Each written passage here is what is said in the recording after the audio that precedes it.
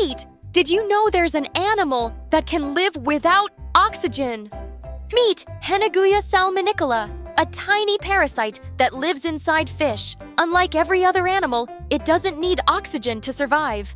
Most living things use oxygen to make energy, but this little guy doesn't even have mitochondria.